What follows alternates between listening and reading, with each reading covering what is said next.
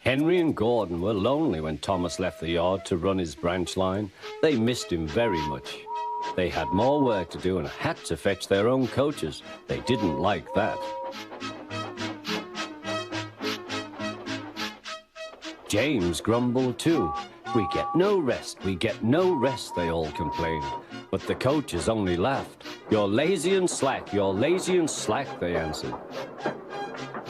Altogether, the engines were causing the Fat Controller a great deal of trouble. The big stations at both ends of the line each have a turntable. The Fat Controller had made them so that the tender engines can be turned round, because it is dangerous for them to go fast backwards.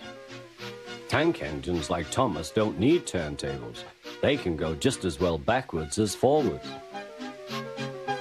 But to hear Gordon talk, you would have thought that the Fat Controller had given him a tender just to show how important he was.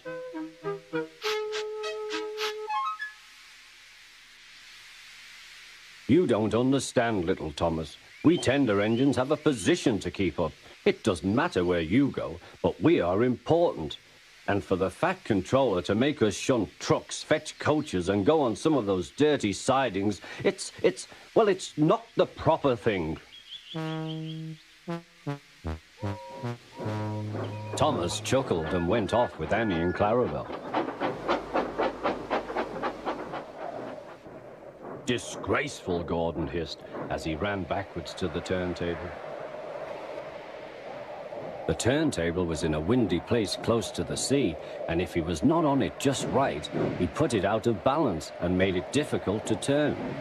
Today, Gordon was in a bad temper, and the wind was blowing fiercely. His driver tried to make him stop in the right place, but Gordon wasn't trying. The fireman tried to turn the handle, but Gordon's weight and the strong wind prevented him.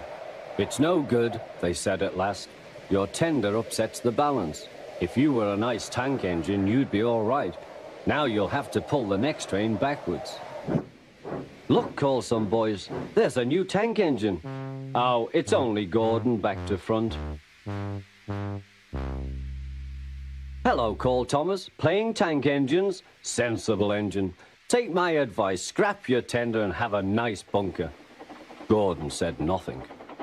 Even James laughed when he saw him. "Take care," hissed Gordon, "you might stick too."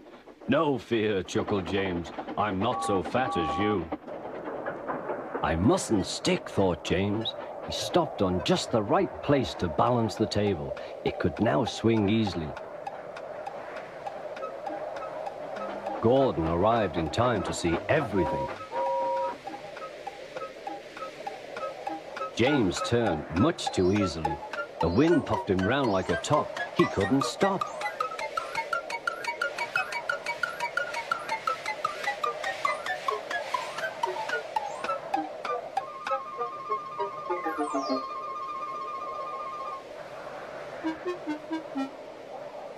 "Well, well," said Gordon, "are you playing roundabouts?"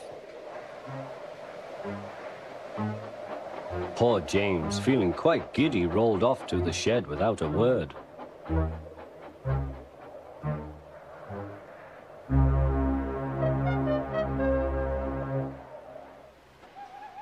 That night, the three engines had an indignation meeting. "It's shameful to treat tender engines like this.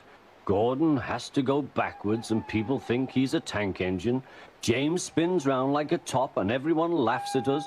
And to add to that, the Fat Controller makes us all shunt in dirty sidings. Blech!" "Listen," said Gordon. He whispered something to the others. "We'll do it tomorrow. The Fat Controller will look silly." The engines had decided to go on strike.